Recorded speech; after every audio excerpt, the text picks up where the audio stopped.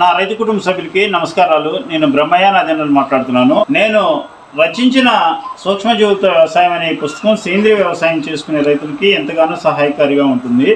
అలానే ప్రతిభా బయోటెక్ వారి ONBA అనేది సేంద్రియ మరియు పోషక పదార్థాల సముద్ర వ్యవసాయ విధానం అని చెప్పేసి వీళ్ళది ఒక బుక్ ఉంది. ఈ రెండు కూడా సేంద్రియ వ్యవసాయం చేసుకునే రైతులకు ఎంతగానో ఉపయోగపడతాయి.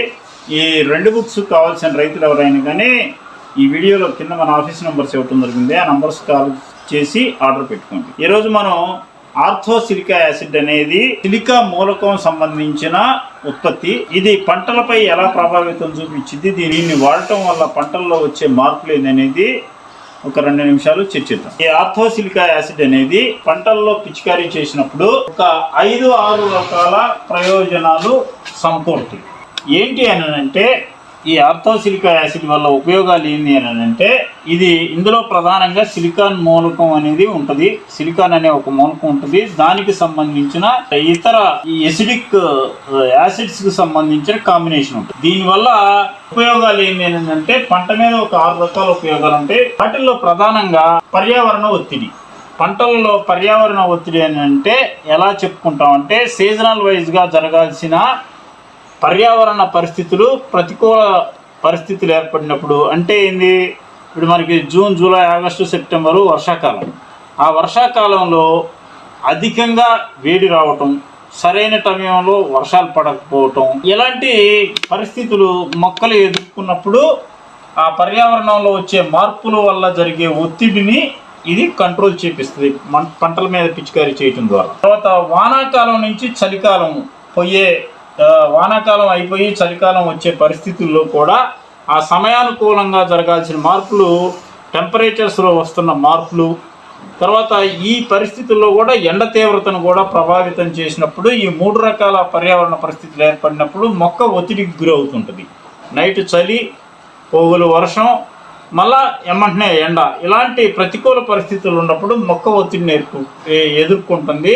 ఆర్థోసిలికా యాసిడ్ అనేది పిచికారీ చేయటం వల్ల ప్లాంట్కి ఆ ఒత్తిడి నుంచి మొక్కని కాపాడిద్ది. ఆ ఒత్తిడిని, ఆ స్ట్రెస్ ఫ్రీనెస్ అనేది తీసుకొస్తుంది. జీవ సంబంధ ఒత్తిడి ఇదేంటనంటే ఆకు యొక్క కణజాలాల నిర్మాణంలో కూడా ఇది ప్రభావితం చేస్తుంది. అంటే కణజాలాల ఉత్పత్తి సామర్థ్యాన్ని, మంచి ప్లాంట్ యొక్క స్ట్రక్చర్ని కూడా ప్రభావితం చేస్తుంది. తర్వాత రోగ నిరోధక శక్తి ప్లాంట్ యొక్క రోగ నిరోధక శక్తిని కూడా పెంచుతుంది. ఇది ప్లాంట్ యొక్క రోగ నిరోధక శక్తి ఎలా పెంచుతుంది అని అంటే ఇది ప్లాంట్ లోపల సెల్ బాండ్స్ ఉంటాయి. ప్లాంట్ లోపల సెల్స్ ఉంటాయి. సెల్స్ యొక్క గోడల నిర్మాణాన్ని బలోపేతం చేస్తుంది.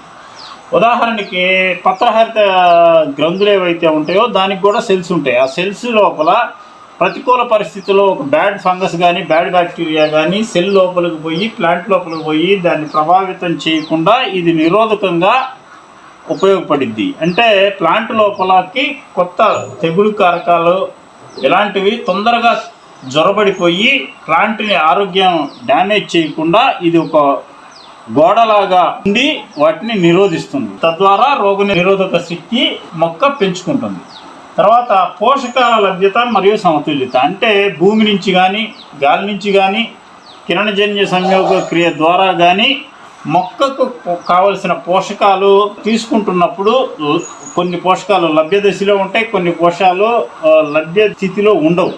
అలాంటప్పుడు దొరకని వస్తువు కోసం ప్రయత్నించకుండా దొరికిన వస్తువుని ఎక్సెస్ వాడుకుంటుంటాం. మనం ఏదైనా ఒక పని చేయాలనుకున్నప్పుడు ఒక వస్తువు అనుకున్న స్థాయిలో దొరకనప్పుడు దొరికే వస్తువుతో దాన్ని కాంపెన్సేట్ చేసుకొని ఆ పని క్లియర్ చేయాలనుకుంటాం. మొక్క కూడా అలా క్లియర్ చేయాలనుకున్నప్పుడు దాన్ని ఎక్సెస్గా వాడుకునే దాన్ని ఇది రెగ్యులేట్ చేసి సమపాళల్లో ఒకవేళ దొరకని వస్తువు లేకపోయినా దానికి ఆ దొరకని వస్తువు లేకపోవటం వల్ల దొరికిన వస్తువు ఎక్కువ వాడుకోవటం వల్ల వచ్చే సమస్యల నుంచి కూడా మొక్కని కాపాడుకుంటూ వాటి యాజమాన్య పద్ధతిని, వాటిని వాడుకునే విధానంలో ఇది ఒక గైడ్ లాగా ఉండి తగ్గులు కానివ్వకుండా, పంట యొక్క ఆరోగ్య స్థితిని దెబ్బతినకుండా, పోషకాల లభ్యతని సమతుల్య వ్యవస్థను నిర్మించి సమానంగా పోషకాలను తీసుకునేటట్టు చేస్తుంది.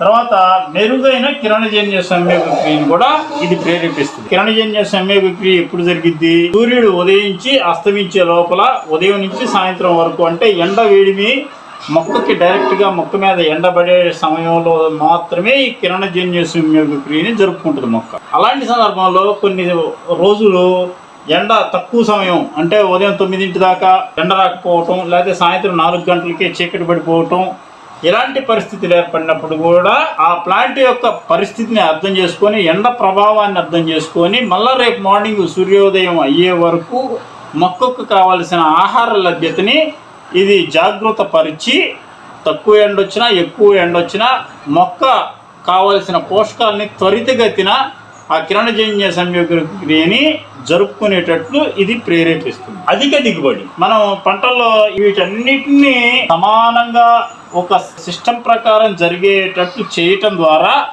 మనకి పంటల్లో వచ్చిన పూతలు కానీ పిందెలు కానీ ఇమ్మీడియట్గా సెట్ అయిపోయి మనకి అధిక దిగుబడి సాధించడానికి కూడా ఫ్రూట్ క్వాలిటీ, అంటే మనం పూత పిందె అయిన తర్వాత దాని సైజు, విస్తీర్ణం, మందం, వెయిటు పెరిగేదానికి కూడా సహకరించారు. ఆకర్షణీయంగా కనపడేదానికి కూడా, షైనింగ్ తీసుకొచ్చేదానికి కూడా ఈ ఆర్థోసిలిక్ యాసిడ్ అనేది సహకరిస్తుంది. ఈ ఆర్థోసిలిక్ యాసిడ్ అనేది ఇది పూర్తిగా సేంద్రియ పదార్థం. ఇందులో ఏ విధమైన రసాయన ఎరువులు కానీ కెమికల్స్ కానీ ఉండవు. పూర్తిగా మూలకం. ఇది సింపుల్గా చెప్పాలంటే సిలికాన్ అనే ఒక మూలకాన్ని డిఫరెంట్ ఫామ్స్లో తీసుకొస్తారు మూలకాల్ని. ఇది యాసిడ్ ఫామ్లో తీసుకొచ్చిన మూలకం. సిలికాన్ మూలకం విత్ యాసిడ్ ఫామ్లో ఉంటుంది. అలా కాకుండా కొన్ని సిలికాన్ పెట్రోల్లో కూడా సిలికాన్ వాడతారు. అదేంటి గమ్ బేస్లో తీసుకొచ్చిన సిలికాన్, ఇదేమన్నా యాసిడ్ బేస్లో తీసుకొచ్చిన సిలికాన్. సిలికాన్ అనేది మూలకం. కాబట్టి మూలకాన్ని రకరకాల విధానాల ద్వారా పంట మీద పిచికారీ చేయాలి. సిలికాన్ అనే మూలకాన్ని రకరకాల మెథడ్స్ ద్వారా ప్రాసెసింగ్ చేసి పంట మీద పిచికారీ చేయటం. ఇది యాసిడ్ బేస్లో ఉన్న సిలికాన్ని పంట మీద పిచికారీ చేయించటం. ఇది చాలా ఎక్సలెంట్ రిజల్ట్స్ పంటల మీద తీసుకొస్తుంది. ఇది పంటకాలం మొత్తం కూడా వాడుకోవచ్చు. ప్రతి 10 రోజులకి నువ్వు కొట్టే తెగులు మందుల్లో కానీ పురుగు మందుల్లో కానీ కలిపి కొట్టడం ద్వారా నెలకి మినిమం 3 సార్లు కొట్టడం ద్వారా తెగుళ్ళని కంట్రోల్ చేయటంలోనూ పురుగుల్ని కంట్రోల్ చేయటంలోనూ ఇది ప్రధాన పాత్ర పోషిస్తుంది. తర్వాత మొక్క ఎదుగుదల, మొక్క యొక్క ఆకారం వృద్ధిలోను, తర్వాత కిరణజన్య సంయోగక్రియలోను అన్ని పార్టుల్లోనూ దీని పనితనం బ్రహ్మాండంగా చూపిస్తుంది. కాబట్టి మీరు తెగులు మందుల్లోనైనా పురుగు మందుల్లోనైనా దేంట్లోనైనా కొట్టుకోవచ్చు. మన బయలాజికల్స్ అన్నిటితోటి కొట్టుకోవచ్చు. ఈవెన్ కెమికల్ వ్యవసాయం చేసే రైతులు కూడా కెమికల్ మందులతో కూడా కలిపి కొట్టుకోవచ్చు. ఇది వచ్చేతలకి 2 ml/లీటర్ పంట మీద పిచికారీ చేసుకోవాలి. ఈవెన్ దీన్ని సాయిల్ అప్లికేషన్ కూడా ఇచ్చుకోవచ్చు. సాయిల్ అంటే డ్రిప్ ద్వారా భూమికి కూడా ఇవ్వచ్చు. బట్ మేజర్గా మనం ఏంటంటే పంట మీద పిచికారీ చేయడానికే ఎక్కువ ప్రిఫరెన్స్ ఇస్తున్నాము. పంట మీద పిచికారీ చేయించడం ద్వారా అద్భుత ఫలితాలు దీని ద్వారా వస్తున్నాయి. అందుకని మనం రైతులకు తెలియజేయటం కోసం ఇది వివరించడం జరిగింది. ఇది 1 ఎకరానికి మిరప, వెజిటేబుల్స్ అయినా ఏవైనా 200 లీటర్ వాటర్కి 400 ml కొట్టుకోవాలి. ఈ డబ్బా వచ్చేసరికి 2.5 ఎకరాలకు వచ్చింది. ఇంకా చిన్న మొక్కలు అయితే కనుక ఈ డబ్బా 3 ఎకరాలకు కొట్టుకోవచ్చు. అదే కనుక రైతులు 100 లీటర్లు, ఇప్పుడు కెమికల్ రైతులు ఏం చేస్తారంటే, ఇప్పుడు మనం ఆర్గానిక్లో అయితే కంపల్సరీ 200 లీటర్స్ పర్ ఎకరా కొట్టమంటాం నీళ్లు. కెమికల్ రైతులు ఏం చేస్తారంటే 100 లీటర్లే కెమికల్ మందులు 1 ఎకరానికి స్ప్రే చేసుకుంటారు. అలాంటప్పుడు ఇది 2 ml/లీటర్ వాటర్ చొప్పున కొట్టుకుంటే 100 లీటర్లకి 200 ml అంటే 5 ఎకరాలకు వచ్చింది. ఇది ఆ లెక్కన నీళ్ల బేసును కనుక లెక్కేసుకుంటే కెమికల్ రైతులకి 5 ఎకరాలకి స్ప్రే చేసుకోవచ్చు. అదే ఆర్గానిక్ రైతులు అయితే కనుక 2.5 ఎకరాలు 3 ఎకరాల వరకు చేయొచ్చు. ఎందుకంటే మనం లీటర్ వాటర్ బేస్ మీద చెప్తాం కాబట్టి మనం ఆర్గానిక్లో 200 లీటర్ నీళ్ళకి 1 ఎకరా విస్తీర్ణానికి పంట మీద పిచికారీ చేయాలని చెబుతాం కాబట్టి ఆ బేస్ మీద చేసుకున్నట్లయితే 2.5 ఎకరాల నుంచి 3 ఎకరాలకి ఇది వాడుకోవచ్చు. ఈ ఆర్థోసిలికాన్ యాసిడ్ కావాల్సిన రైతులు ఎవరైనా మన ఆఫీస్ నంబర్స్కి కాల్ చేసి ఆర్డర్ పెట్టు. రైతు మిత్రులకి ధన్యవాదాలు.